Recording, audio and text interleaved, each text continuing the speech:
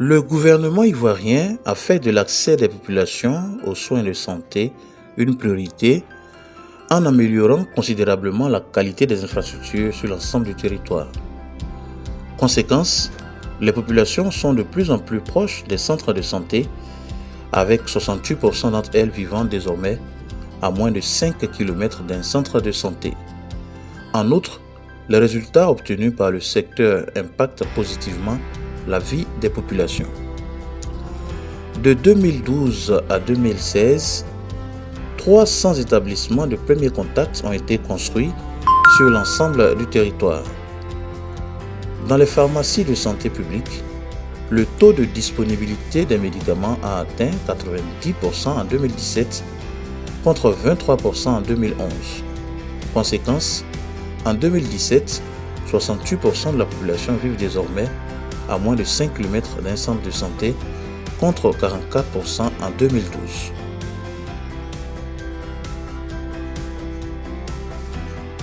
Outre les centres de santé ruraux, l'État a investi dans les infrastructures et équipements de pointe. C'est ainsi qu'il faut compter désormais avec le Centre national de radiothérapie et d'oncologie pour le traitement du cancer, le Centre hospitalier et universitaire d'Angré et le futur Centre de médecine nucléaire situé à Abidjan.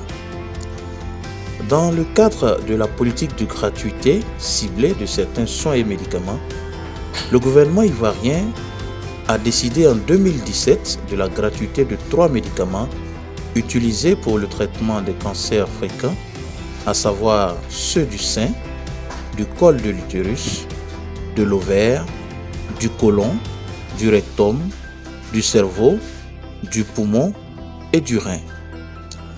Cette même politique a permis de réduire le coût de la séance de dialyse pour les patients de l'insuffisance rénale.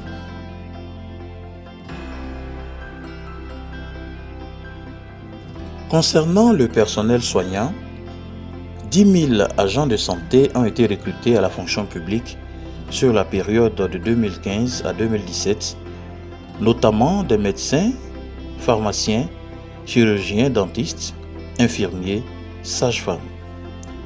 Ces efforts ont contribué à améliorer le ratio personnel de santé-population. Ainsi, le ratio infirmier-population est passé de 1 pour 3069 habitants en 2011 à 1 pour 1332 en 2016. Quant au ratio sage-femme en âge de procréer, il est passé d'une sage-femme pour 2270 à une sage-femme pour 995 femmes en âge de procréer sur la même période. En outre, afin de motiver davantage le personnel de santé, ces derniers ont bénéficié d'une revalorisation salariale de 400 points pour les cadres et de 150 points pour les autres catégories.